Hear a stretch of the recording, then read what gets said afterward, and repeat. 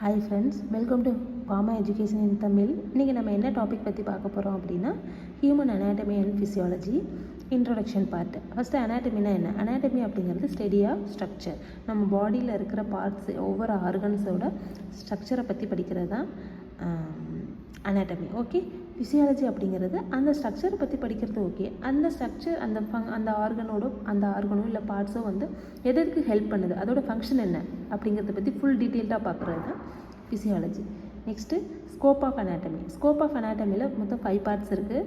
ஒன்று gross anatomy, microscopic anatomy, developmental anatomy, comparative anatomy and clinical anatomy. First gross anatomy அப்படின்னா என்னென்னா, நம்ம கண்ணால் பார்த்து ஸ்டடி பண்ணுறது, நம்ம கண்ணால் பார்க்குறது, விசிபிளாக தெரியும், அதுதான் வந்து gross anatomy.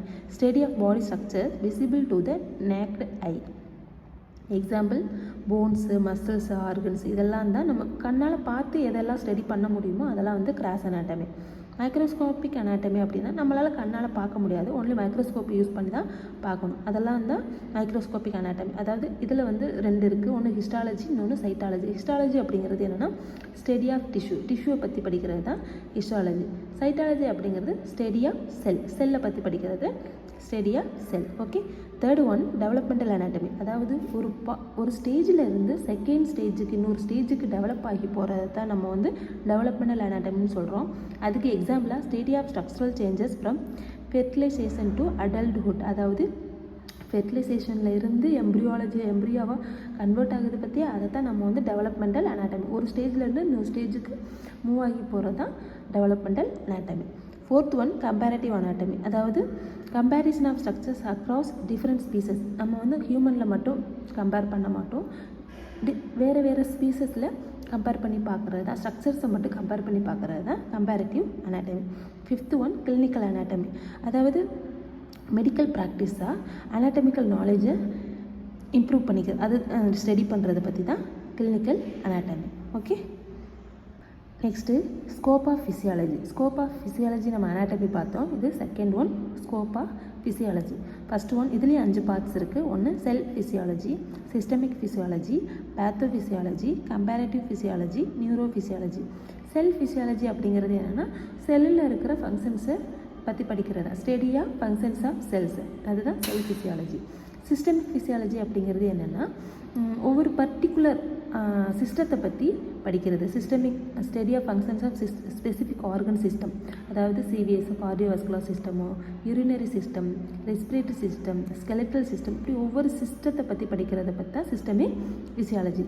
Third one study of functional changes in disease. அதாவது பேத்தோஃபிசியாலஜி அப்படிங்கிறது என்னென்னா ஒரு டிசீஸ் வந்துருச்சு, அந்த டிசீஸு நம்மளோட பாடியில் இல்லை பர்டிகுலர் ஆர்கனில் ஃபங்க்ஷனலாக என்னென்ன சேஞ்சஸ் பண்ணுது அதை பற்றி படிக்கிறது தான் பேத்தோஃபிசியாலஜி.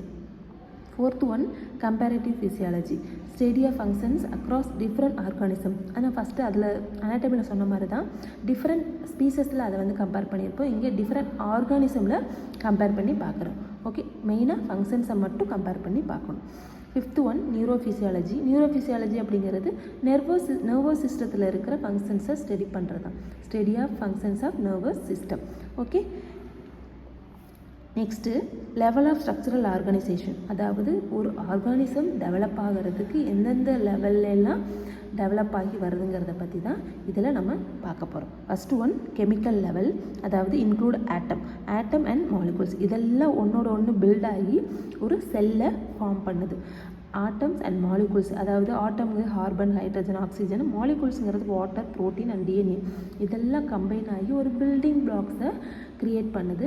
அதுதான் வந்து நம்மளுக்கு செல்லாக கன்வெர்ட் ஆகுது. ஓகே. அந்த செல் வந்து என்ன ஆகுது அப்படின்னா பேசிக் ஸ்ட்ரக்சரல், முன்னாடியே செல்லில் படிச்சிருப்போம், பேசிக் ஸ்ட்ரக்சரல் யூனிட் என்னென்னா செல்.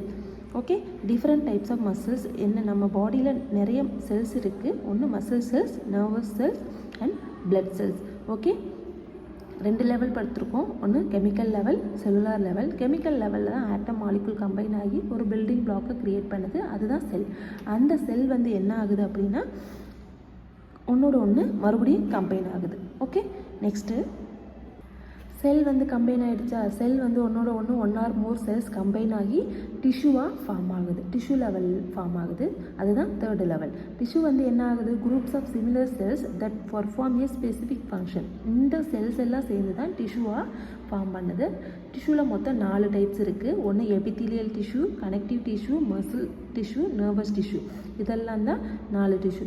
இதை வந்து செப்பரேட்டாக நீங்கள் வந்து டிஷ்யூ லெவல் ஆஃப் ஆர்கனைசேஷன் செப்பரேட்டாக படிப்போம். இந்த ஒவ்வொரு டிஷ்யூ செப்பரேட் கொஸ்டினாக கேட்கறதுக்கு சான்ஸ் இருக்குது. Okay, next 4th level. இந்த டிஷ்யூ எல்லாம் ஒன்றோட ஒன்று one or more types combine ஆகி ஆர்கன் லெவலாக கன்வெர்ட் ஆகுது. ஆர்கன் லெவலில் என்ன ஆகுது, structures made of 2 or more types of tissues that works together for a specific function. இந்த ஆர்கன், அதாவது இந்த டிஷ்யூ எல்லாம் கம்பைன் ஆகி ஆர்கன் லெவலாக கன்வெர்ட் ஆகும்போது ஒவ்வொரு ஆர்கன், நம்ம பாடியில் இருக்க heart, liver, lungs, kidney, stomach, அது மாதிரி ஒவ்வொரு ஆர்கனாக மேடப் அப் ஆகுது. இந்த ஆர்கன் எல்லாம் என்ன ஆகுது அப்படின்னா ஒவ்வொரு சிஸ்டமாக கிரியேட் ஆகுது. ஒவ்வொரு சிஸ்டமாக கிரியேட் ஆகுது. Groups of organs working together the perform major functions. அதாவது இந்த ஆர்கன் வந்து என்ன ஆகுது, ஒவ்வொரு சிஸ்டமாக மேடப் ஆகுது. Digestive system, respiratory system, circulatory சிஸ்டமாக மேடப் ஆகுது. நெக்ஸ்ட்டு அந்த சிஸ்டம் எல்லாம் ஒன்றோட ஒன்று மேக்கப் ஆகி என்டையர் லிவிங் ஆர்கானிசத்தை க்ரியேட் பண்ணுது. அதுதான் ஆர்கானிசம் லெவல், அதாவது ஹியூமன் பாடி. ஓகே, இது புரிஞ்சுதா? லெவல் ஆஃப் ஸ்ட்ரக்சரல் ஆர்கனைசேஷன் அப்படின்னா இதுதான். இந்த 6 லெவல் எழுதணும். First one atom level, second one cellular level, third one tissue level, fourth one organ level, fifth one system level, sixth one organism level, அதாவது human body. Okay, இது வரைக்கும் புரிஞ்சிருக்குன்னு நினைக்கிறேன். Next கிளாஸில் இன்னொரு டாபிக்கோட பார்க்கலாம். Okay, thank you.